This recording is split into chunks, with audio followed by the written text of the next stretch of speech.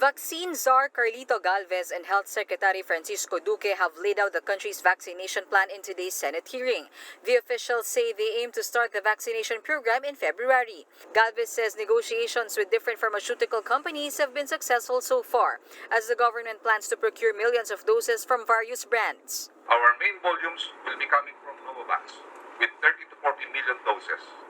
Pfizer, we are negotiating for higher volumes, more or less 40 million, and AstraZeneca, 25 to 30 million doses, and Sinovac and Gamaleya for 25 million each.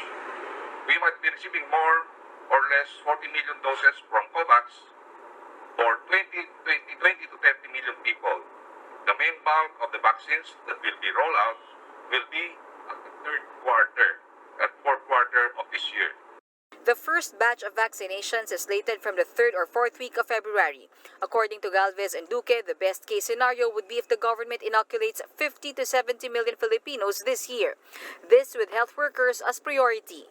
The Health Department also plans to vaccinate around 300 people daily in each of its 4,500 vaccination sites. We are on track to providing immunization services to 50 to 70 million Filipinos, provided, again, that the global supply of vaccines are sustained or even increased within this year.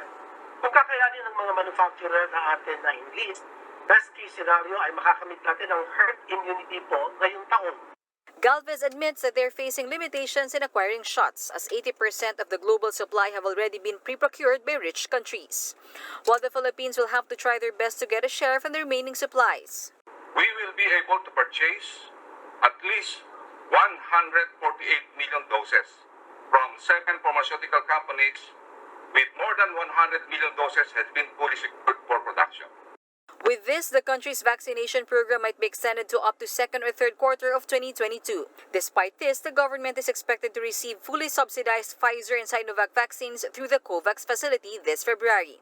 Some senators are blaming government officials for the delays in vaccine procurement due to their supposed slow action. But it's in the implementation. Yung reaction, yung responses to emergencies. Sabi niya, your officials, the Philippine officials, keep flirting with us, referring to the vaccines. But we need their commitment. And they don't want to commit.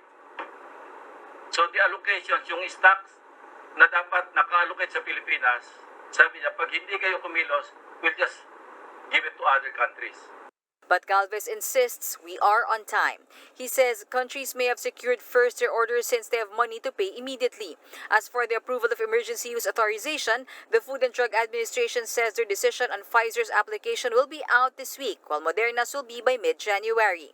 Senators also questioned why the government seems to monopolize the procurement of vaccines, since private sectors and LGUs are not allowed to purchase directly from manufacturers. It's a safety concern po kasi hindi po approved product itong gagamitin natin. It's a product that we're using under emergency use. Pag ganun po, yung mga kumpanya, hindi rin po sila nagtitake ng responsibility para sa kanilang produkto. Ang national government po will take responsibility for using a product that is still under development. Reporting for News 5, Mean Los Baños, we are One News.